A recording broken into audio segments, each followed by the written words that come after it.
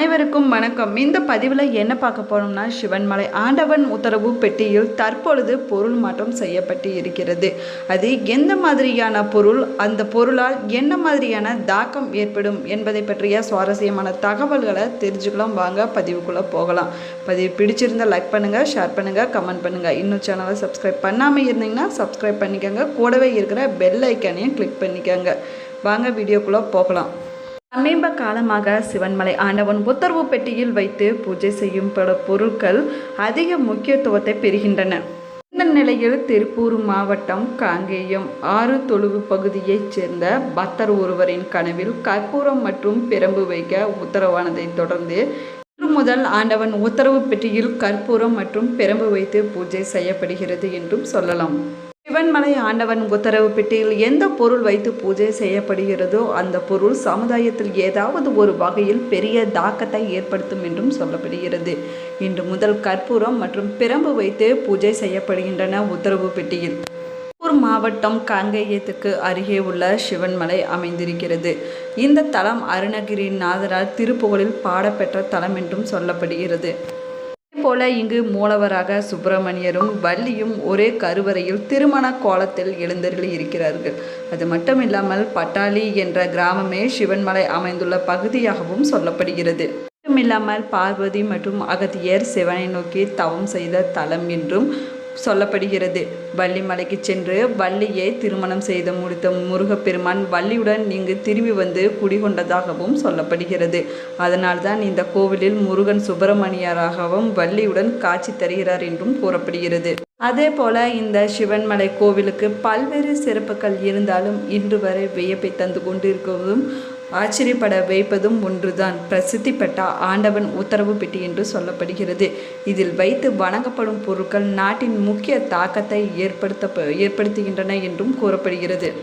இதே போல கடந்த காலங்களில் உத்தரவு பெட்டியில் வைத்த பொருட்களால் பல சம்பவங்கள் அப்படியே நடந்திருக்கின்றன என்றும் சொல்லப்படுகிறது.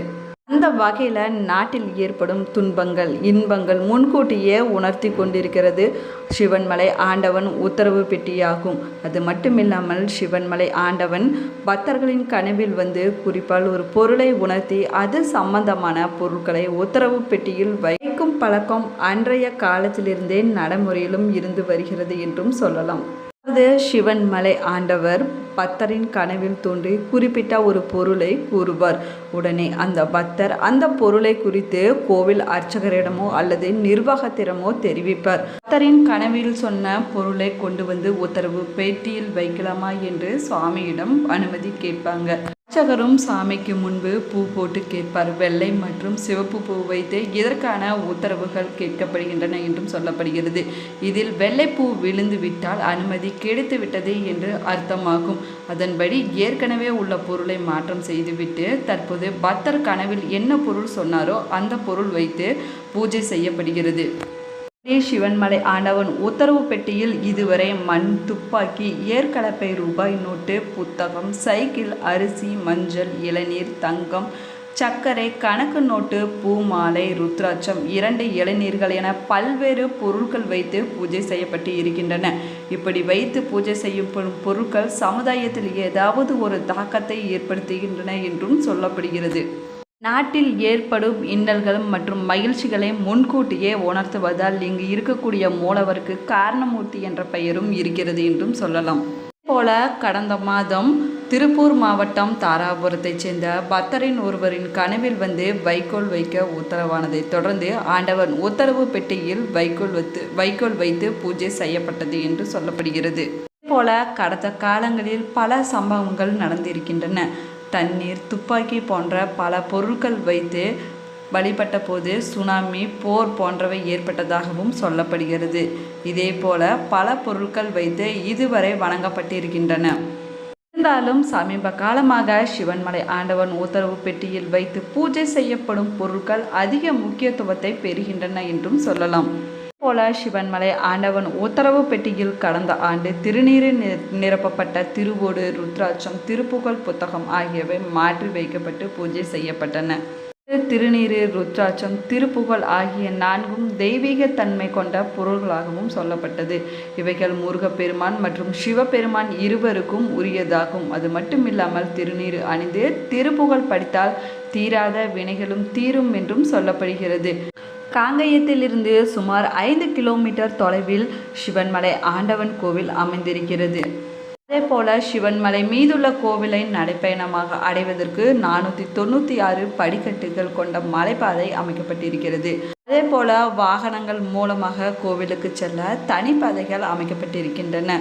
அது மட்டுமில்லாமல் கோவில் நிர்வாகத்தாரால் மலை மீதுள்ள கோவிலுக்கு பேருந்து வசதியும் செய்யப்பட்டு இருக்கிறது.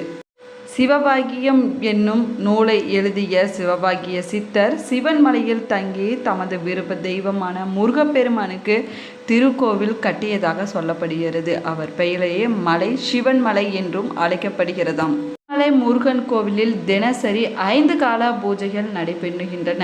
முதல் கால பூஜையானது காலை 6 மணிக்கு தொடங்குகிறது.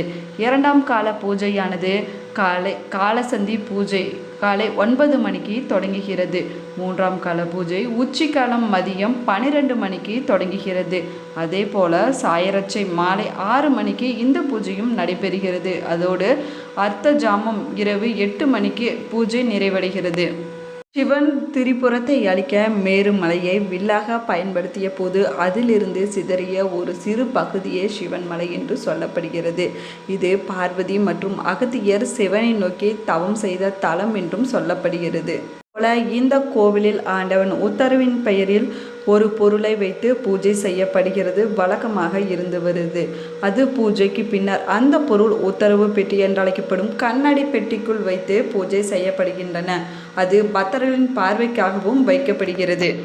சிவன்மலையில் இன்றும் ஏளனம் சித்தர்கள் தவம் செய்து கொண்டிருப்பதாக சொல்லப்படுகிறது.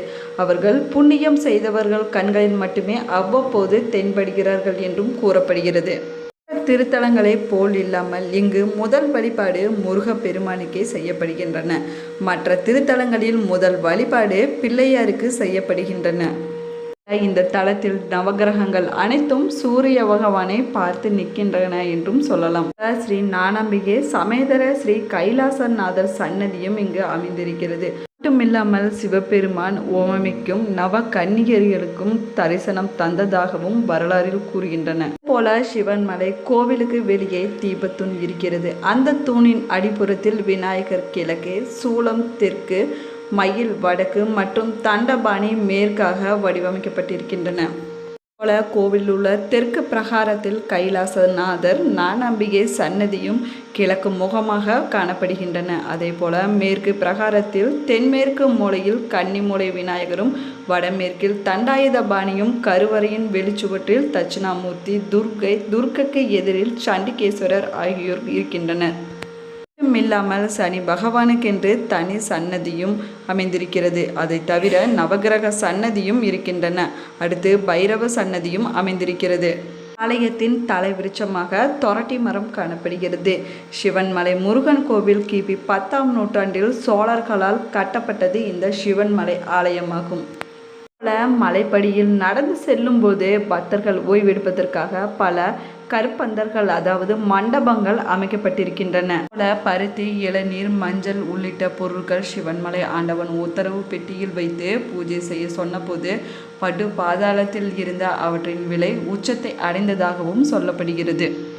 கொரோனா காலகட்டத்தில் மஞ்சள் வைத்து பூஜை செய்த சொன்னபோது நாம் கொரோனா தொற்றிலிருந்து தப்பிக்க மஞ்சத்தூரை நிறையாகவே பயன்படுத்தினோம் என்றும் சொல்லப்படுகிறது. மஞ்சத்தூள் ஒரு கிருமி நாசினி என்றும் கூறப்படுகிறது. இப்படி பல்வேறு விஷயங்களை இந்த உத்தரவு பெட்டி உணர்த்துகிறது. முருகன் குறிப்பால் உணர்த்திய அந்த பொருளை உத்தரவு பெட்டியில் வைத்து காலம் காலமாக பூஜை செய்யப்பட்டு வருகின்றன. இதுவரை மண், துப்பாக்கி, ஏற்கனவே ரூபாய் நோட்டு என பல பொருட்கள் வைத்து பூஜை செய்யப்பட்டு இருக்கின்றன.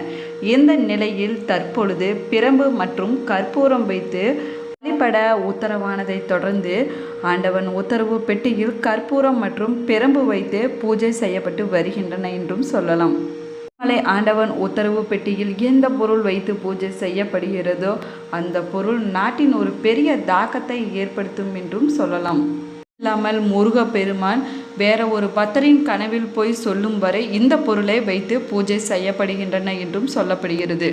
பிடிச்சிருந்தால் லைக் பண்ணுங்கள், ஷேர் பண்ணுங்கள், கமெண்ட் பண்ணுங்கள். இன்னும் சேனலை சப்ஸ்கிரைப் பண்ணாமல் இருந்தீங்கன்னா சப்ஸ்கிரைப் பண்ணிக்கோங்க. கூடவே இருக்கிற பெல் ஐக்கானையும் கிளிக் பண்ணிக்கோங்க. Thank you friends.